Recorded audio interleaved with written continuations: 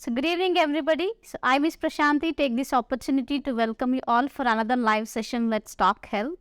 Today, we have Dr. Jagadishwar Gaud among us, who is a senior oncologist, surgical oncologist, and a robotic surgeon.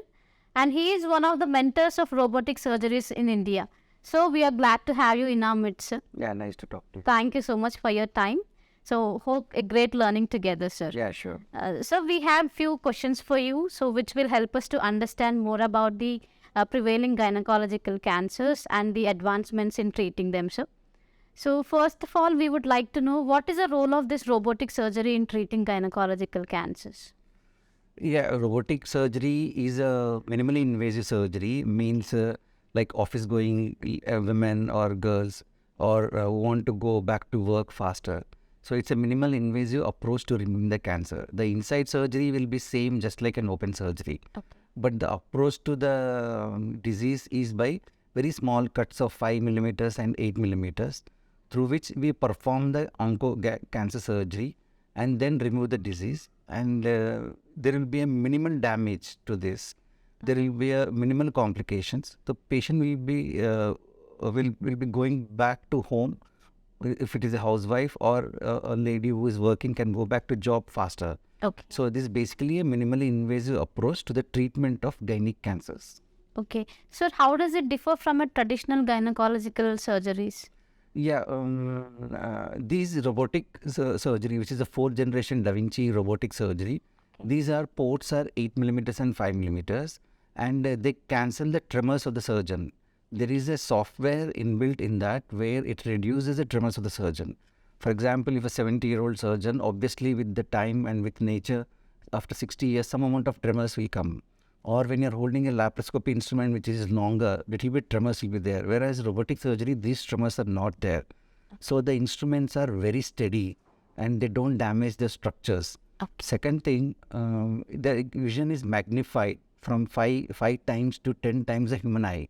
Okay. So obviously all of us, as we grow old, 40, 50 years, our vision, we have to use other things.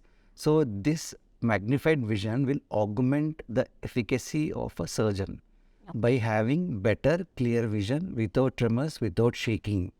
Another advantage is it has 7 degrees of rotation.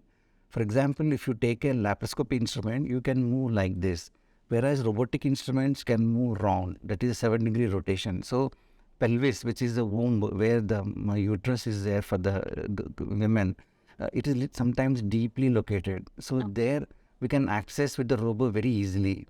And we can remove small lymph nodes because of the better vision properly. And because they can bend, endo wrist is there, they can go inside and pick up the nodes.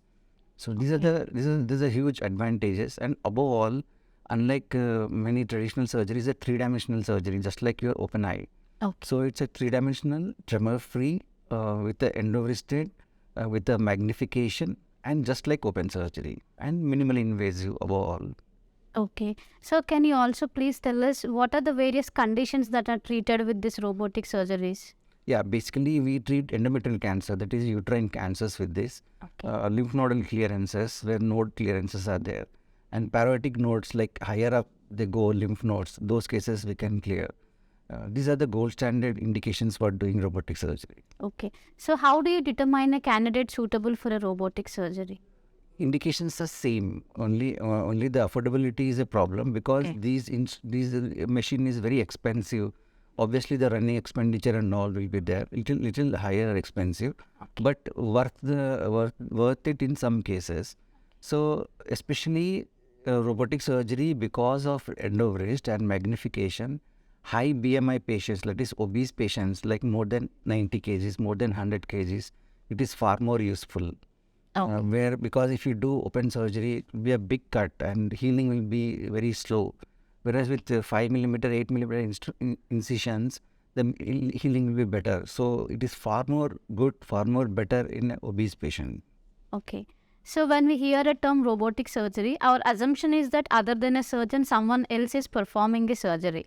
So can you please tell us what is the role of a surgeon in this robotic surgery? Robotic surgery is actually a misnomer. It should be called robotic assisted surgery. The robotic surgery compartment includes three parts. One is console, that is where we sit and do the surgery. Second is the patient card. So all these instruments are attached to the patient by form of ports, and there is an artificial intelligence inside this. Then the cables are connected to the surgeon various seats.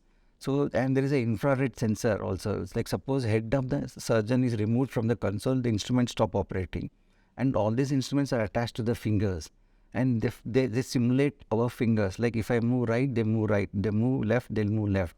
Just like you must see in real steel movie where the kid moves his head, the robo moves in the same way.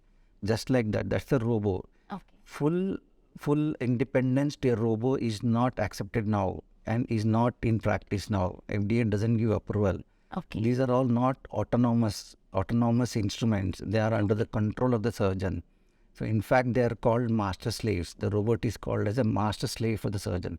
Okay. So whatever surgeon does, the instruments do. They don't do act independently. The independent cars that are coming is not there in independent surgery as of now. Okay. So you are saying that robotic surgeries are safer.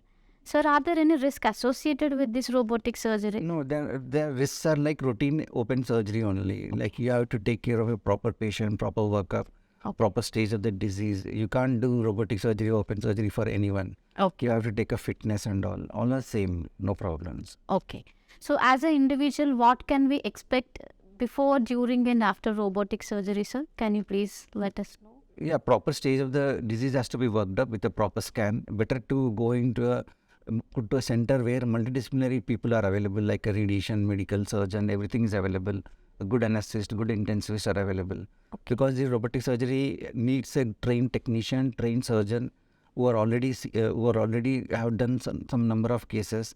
The anesthetist should be trained on how to remove the instruments and clean the instrument. Technician, all those are important. So robotic surgery can be made safer with experienced people and with a multidisciplinary team in place. Okay. Then only the patients can be safe. Okay. So that's very transparent and crystal clear information, sir. Thank you so much for answering all our questions. You're welcome. Would you like to know more about health? Stay tuned. We shall get back to you next Friday at the same time on Facebook Live from 4 p.m. onwards. Shall there be any queries while we speak? We request you to drop a message in the comment box. We shall get back to you. Thank you.